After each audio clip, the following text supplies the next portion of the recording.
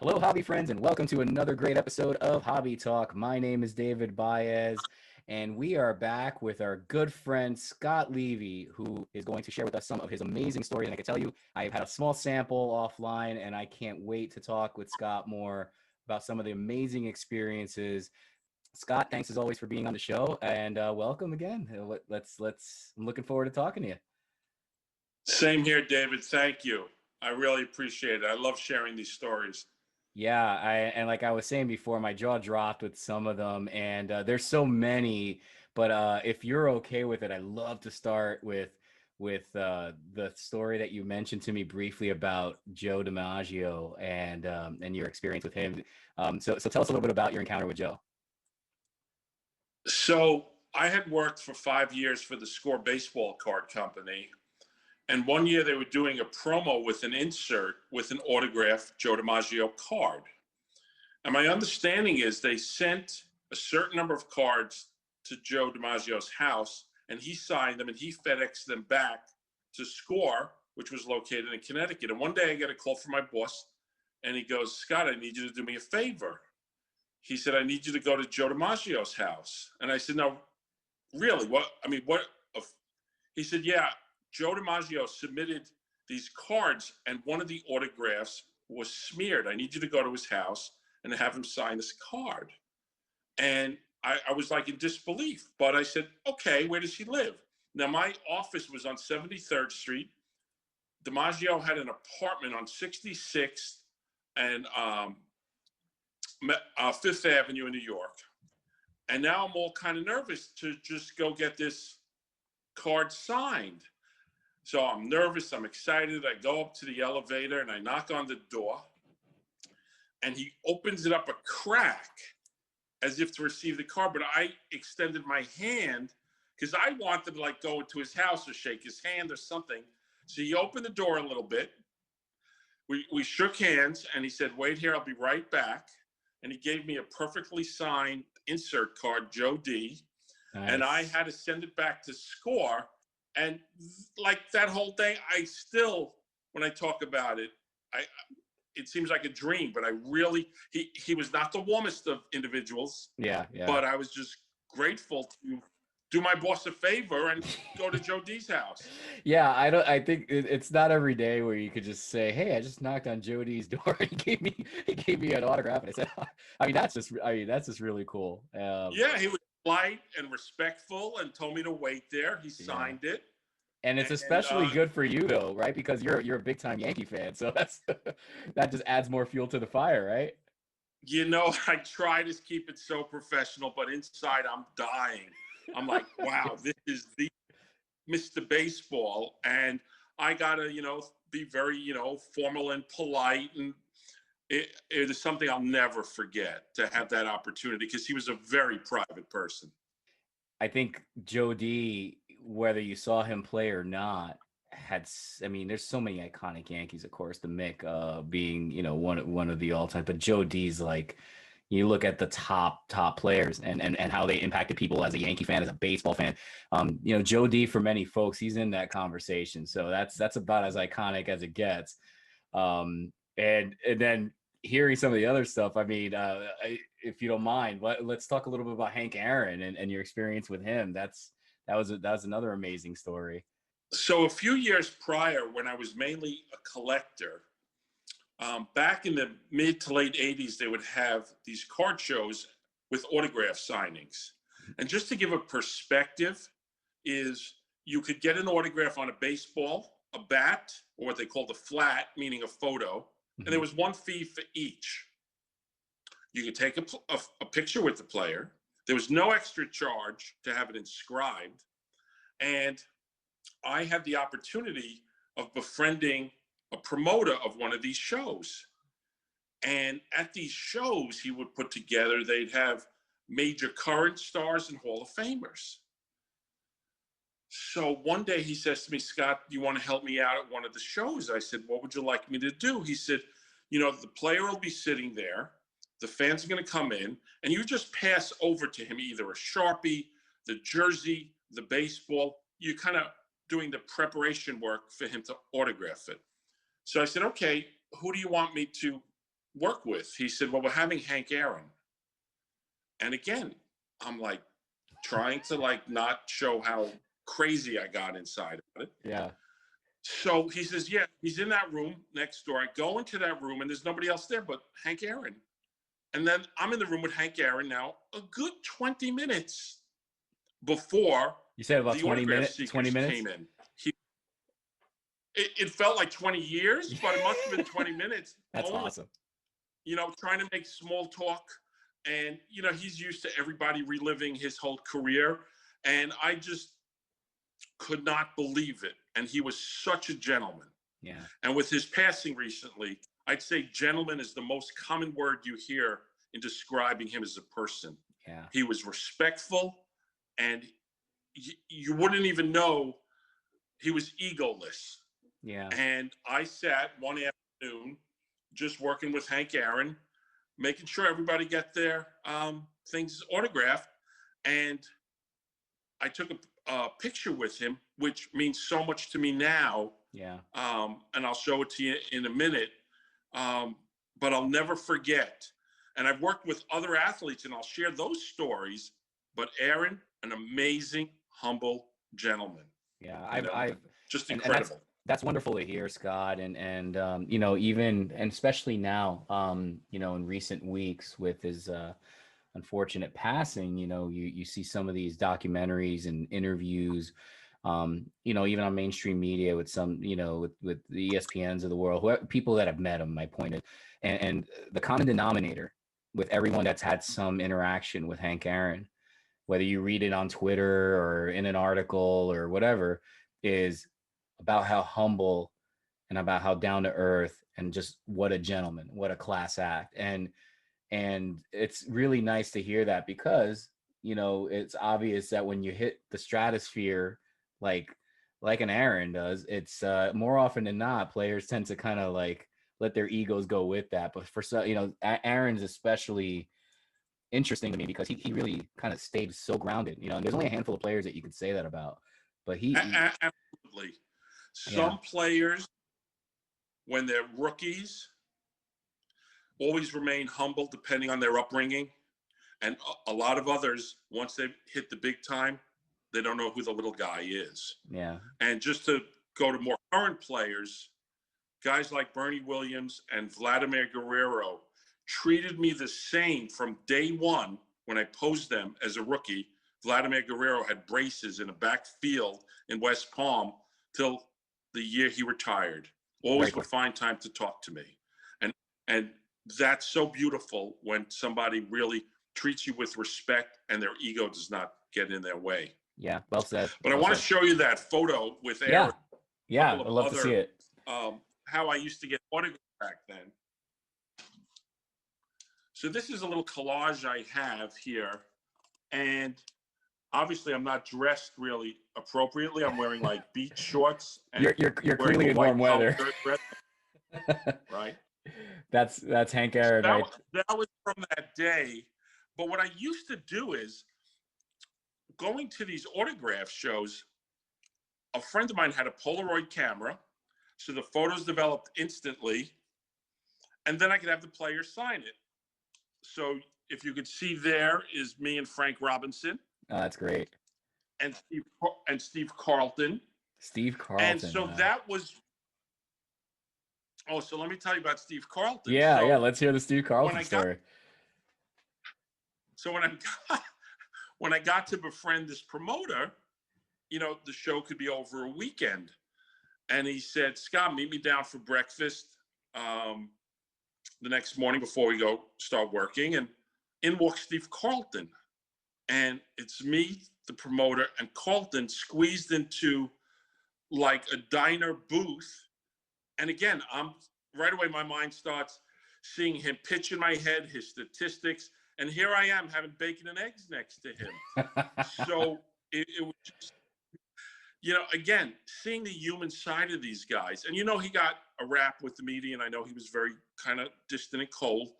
But here it is. I'm getting to see him as a person and not a mechanism, a protection mechanism he had to put on to isolate himself from the media whenever he decided to do that. Yeah, I'm kind of, I'm glad you So mentioned that, Scott. Not to get off the rails here, but I think you would know better than most, right? Being so close to some of these athletes is more often than not, people don't realize that sometimes what can be perceived as shrewd or cold behavior is just an iconic figure trying to, stay normal, if you will, right? In their everyday life. Like, so they might be a little standoffish, but you don't know that maybe they're 30 seconds removed from going down the hallway to see their kids, and they can't stop, to talk for a few minutes because they only have an hour with their kids before the game, or whatever, the practice or something, or, exactly.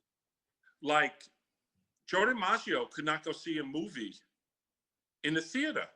He'd have to go either rent the whole theater out. like the first showing during a snowstorm, because he would be disturbed because everybody wanted a piece of the athlete.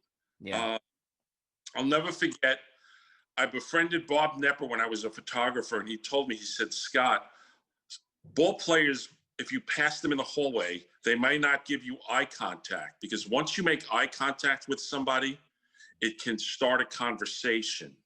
So I remember passing a lot of players in the hallway down in the stadiums, and I said, they won't even look at me, but that's because they feel everybody wants a piece of them, and you could instantly say, hey, could I pose you for a photo? Yeah.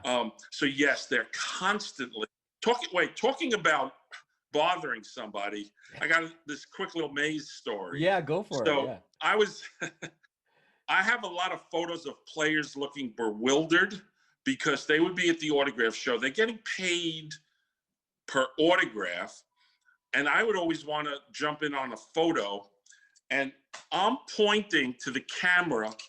And if you could see here, Willie Mays is looking the other way, like, you got to talk to the promoter if we could do this. And click, I got the photo.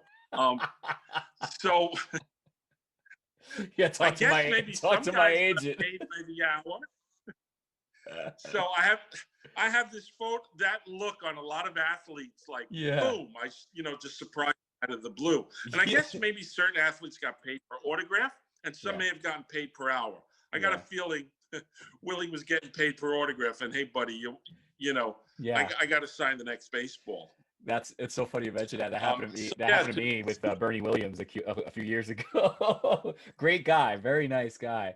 But it was part of what I do for a living. There, he was the hired, like, the contracted guest and autograph of on, person of honor there, and I was trying to take a picture with my cell phone, and they were like, the agent's like, nope. So we but then Bernie was, I actually have that picture saved somewhere. He was like, nah, let's just take a quick one. It's just because I was one of the first there, and the line wasn't big yet. He was just trying to avoid everybody asking for the same thing. So but I ended up getting it. So I got to tell you, David, about Bernie a second. Yeah, sure. I got to know him when he was rookie with the Yankees. The nicest guy. He would go out of his way. If we were walking in a hallway, he would come over to me and say, hey, Doc, how you doing? Hey, Yeah. Little small talk. But other ball players, like I just said, maybe they wouldn't look the other way. They just wouldn't look to make eye contact. And Bernie was the other way. One of the nicest guys I ever met, Very cool. So going back to autograph shows, in 1987, I believe, my friend wanted me to help him out in Boston. So I flew up to Boston. It was like a weekend type show. I flew up Saturday morning. He says, don't worry, we're picking up other people in a limo. We'll take you to the event. And I said, a limo? Can't I just take it? He says, no, other people are going to be going to the show we're picking up. The limo opens. Mark McGwire, Mike Greenwell, and Jose Canseco, and Scott are in this limo together.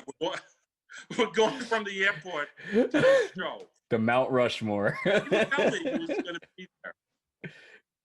So I'm sitting in the back of McGwire, and then I remember his dad is a dentist, and I'm a dentist, so I'm trying to make small talk. He wanted no part of me. But everybody was nice, and I have a photo here, and you can get an idea of how big Jose was that was from that weekend, me, Greenwell, and Canseco. Oh. And this was in 1987 now. Yeah. So we're talking 11 years before the Sosa home run race. Yeah. And, this is when the Bash Brothers. That was the Bash. That's when he, if I'm not mistaken, that's the year he did the 40-40, right? Canseco? Yeah, I believe so. Yeah. And again, he didn't want to be bothered in a limousine, just like you. And I get it.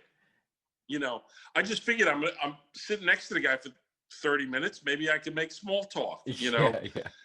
So I'll never get these things to have loving baseball like I did, collecting the cards, going down to West Palm Beach, where you can get in spring training, you can get photos in the parking lot with players.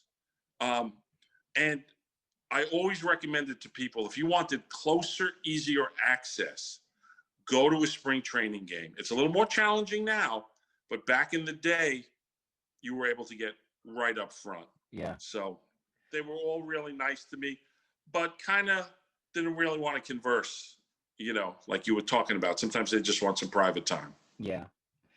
Yeah, but I gotta say, I mean, in a matter of minutes, the fact that you could sit here and say that you've shared time with Joe D, Willie Mays, Aaron, and I saw a picture of Frank Robbins, Steve Carlton. I mean, these are just some amazing, amazing names. And yeah, I mean, tell us more. I'm like a kid in a candy store right now.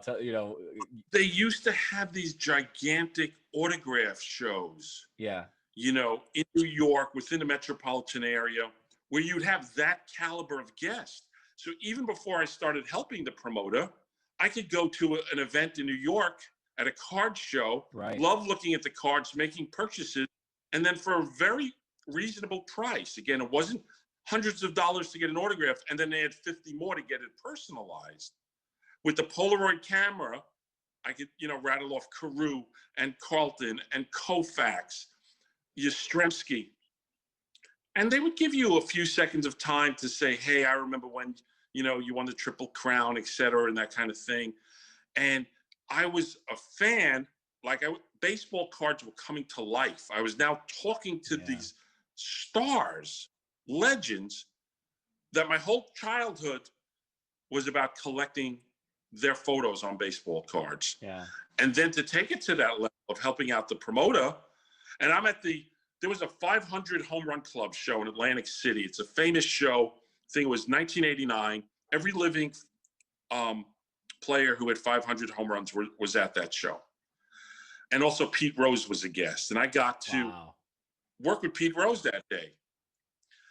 My pay or my salary for that day was one signed ball by all the Hall of Famers who were there, the home run hitters, and a dozen Pete Rose signed baseballs, which, is nice, but yeah, that was, so rather than getting paid to help out the promoter, I took my pay in a dozen Rose balls and one 500 home run club ball, which I cherish now. I was going to say, I hope you still have that ball, because that is, so I sure do.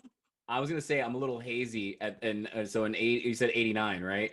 So yeah, Willie Mays, you have Aaron Robinson, Killebrew, that's right. Reggie, Aaron, Mantle, Ernie Banks, Oh my God. Just your garden variety players. I should have taken 2 autograph balls of the home run champs and forget the dozen Rose balls, because you can get those, in a supermarket probably. Yeah, the way Rose signed. He signs, so he does. It's a little watered down because he signed so much, to your point. But that one, I mean, let's just say that, I mean, at the time it was like, I'm sure you'd rather have gotten paid, but fast forward to now, I don't think you could put a price on a ball like that. It's like, that is, I'm not to get into the monetary side of it, but that is like a true one of one right there, There was a special lithograph. There was an artist who, made a lithograph or painting and made copies. And that's a nice piece to have. Yeah. I just really wanted to sign baseball, And that is I got the. amazing. So we're talking about the time period now, about 1985 to 1989 is Okay. when most of these things were occurring in my life. The Joe D thing, that may have been whatever the year of the insert, 91, 92, whenever Score did it. But so I went from the child hobbyist to the amateur photographer to a collector back in the 80s, going to these shows, then being lucky enough to kind of work at these shows to help the athletes. And then the photography came. And the pinnacle of my career, I guess, or in any sports photographer's career, is Sports Illustrated. And I had gotten photos inside the magazine. But the big thing was to get a cover of Sports Illustrated. So I used to do all my research of top 10, 15 minor leaguers in every organization. And September 1st, they bring up call-ups, all the young players, rookies. In September of 95, the Mariners are in town. A lot of other photographers are doing football games then because pro football had just started. Right. So I was one of the few photographers in the photo. I think he was 19 years old. Alex Rodriguez comes into the game. He's playing in the infield. Wow. In between innings, he runs out to his position. Somebody in the dugout must have been teasing him. He turned around to talk to his teammate, and with my long lens, I just shot off some frames. As I'm shooting it, David, I'm saying to myself, this is pre-digital now. If this stuff comes out nice and the lighting is nice, I'm going to do something special with this one day. September of 95. Well, by 96, he's on a roll and he's blossoming as this young superstar. I get a call from the editor at Sports Illustrated. They say, Scott, what do you got on this kid, Alex Rodriguez? Now, again, these are all original slides that I had from that day. So I submitted them probably mid-June. And Sports Illustrated, if I remember correctly, went to publishing deadline on midnight on a Monday night. They needed the image by Monday night, midnight, to print it and get it on the newsstands either Tuesday or Wednesday. I get a phone call first week in July. They said, Scott, are you sitting down? I said, yeah. He said, if nobody major in any sport dies within the next 12 hours, I said, what do you mean if the, what? They said, we're going with your A-Rod shot for the cover. Oh, wow. How But cool is if, that? God forbid, an athlete died on that Monday, they were going to change the whole cover as a dedication to that athlete. Yeah. So you're like watching the news. The year before. So I'm like praying nobody dies between now and midnight. The year before, they were going to run a cover of mine with Raul Mondesi. He was really hot then. Yeah, that's right. But Dennis Rodman at the last agreed to pose with a snake around his neck. And that bumped me off the cover. Oh, that was the year before. So now we're in 96. And I'm staying up all night watching the news. There's no internet now. You know, this is like, okay, it's looking good. Nobody like, died. Please nobody die. Please nobody die. David, I ran to the news. I lived in Brooklyn. I went into New York where the magazines came out first. Yeah.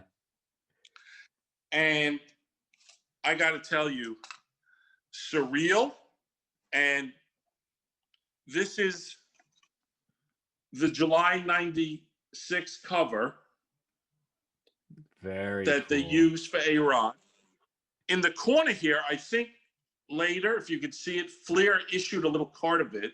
Yeah. And this is, I posed Alex with Dunross, I think, like a couple of years after. But in any case, Sports Illustrated made me this copy, which Alex signed. He wanted to keep it, but I said, no, I just appreciate if you'd sign it for me. And that was the pinnacle of any photographer's career, is to get the cover of Sports Illustrated. Yeah. And when I went back to the ballpark, there were people, other photographers who were happy for me. And then, as we may have spoken about a little in the previous episode, I was met with either a little adversity or jealousy. And I'm really grateful that I could say that I have one cover and it's of A-Rod. And I knew when I photographed it, something special was going to happen with that image, Good for So you. Good for you. I've And been really. yeah, Scott, I gotta say, I mean, it's obviously I'm trying to like put myself in your shoes with I mean all the stories you just shared today, but that last one, like it's not only are you doing your passion and you're doing it in a sport that you absolutely love, that brings you back to your childhood, that brings, like as you well say, your baseball cards to life. But now all of a sudden you get to do what many photographers go their whole career wanting to do, which is get on one of the most iconic publications in your genre, in this case Sports Illustrated, and be on the cover. It's I'm just saying, from the outside looking in, from the non-photographer speaking to the photographer, I can just say that that is amazing. Just even, just listening to this is amazing. And I'm really happy that you were able to get that, one of those defining moments, if not one of the most defining moments right in your career. So good for you. Cause that's just great. Absolutely. I can't tell you how many newsstands that I ran to buy out every Sports Illustrated issue. You're like, what's wrong with this guy? Let me get all 20. Yeah, I would buy them all out. The first time Beckett magazine used to be a monthly collectible magazine. Yeah. And I got a Will Clark cover. It was my first magazine cover. I went into a hobby shop and I said to the guy, how many of these do you order per month? He said, I usually order like 25 or 40. He said, I said, can I pre-order 100? He said, 100? I'll explain later. Just order them. On the cover, I said, Will Clark. He said, for Will. I said, I took the picture. So I didn't buy as many A-Rods, but yes, I was handing them out to family and whatever. And I just want to let everybody know listening to this, if they could ever have the opportunity to interact with either their favorite player, if it's a star, or if it's just, an everyday journeyman major leaguer, you'll never forget it. And I'm just really lucky that I have cool stories about guys that are just everyday players, and then standing in Joe D's house, like saying to myself, how am I going to go in here and make small talk with the guy? And he barely let me put my hand in to shake his hand, So it's been a great run, David. Yeah, Scott. And honestly, I can't thank you enough for sharing these wonderful stories of some of the most really legendary players in baseball. I know there's so much more to delve into, and I hope that you'd be willing to share them in future episodes with us, because I just absolutely love talking with you on this. I will, but I got to give you a tease for our next episode. Oh, go for it. I'm all in. Good. Okay. Now, I joined the site, as I mentioned before, early in 2020. And I look at the site every day, and it's an unopened site. And one of my favorite packs that I have in my whole collection is this one. Now, I know score is not tops. I get it. But there's a rack pack with Donnie, and I took that photo. Very cool. All right. Card was with my photo, and I have this in my display case. All my other wonderful tops racks, but it's really cool being on a site where people appreciate unopened material, and I took that picture. That's awesome. And Canseco card, Yeah. So I got tons more stuff to share, with some backstories of what it's like to be at a ballpark and interact with players, habits of ball players, nice ball players, some not so nice ball players, and when I was threatened a couple of times. So let me know. I can't wait. This is good. This is a lot of fun. So yeah, this is gonna be a lot of fun. And those cards. It's funny. Eventually, I'm gonna put a list together, and I'm going to start a PSA registry set. Mark my words. And I'm gonna call it the Scott Levy photograph PSA registry set. I'm gonna get all the pictures that you took, and I'm gonna try to see if I can build a #1 Scott Levy PSA registry set. I'm gonna challenge. Blush now, Dave. I'm gonna challenge everybody on the site to see if we could make this into a challenge here. Well, anything I can do to help. I just love sharing the stories. Yeah, this is great. Thanks again, and I can't wait to talk to you again in the very near future, Scott. And yeah, looking forward to another conversation. Anytime, David. All right, take care, buddy. Me too. Be well. Take care, buddy. Hey guys, thanks for watching today's video. Please click on the like and subscribe button. Just a couple quick updates. We are officially live on iTunes, Google, as well as Spotify for our podcast. Go to HobbyNetworkGroup.com for more details and links. Thanks for watching today's video and have a great day. Bye.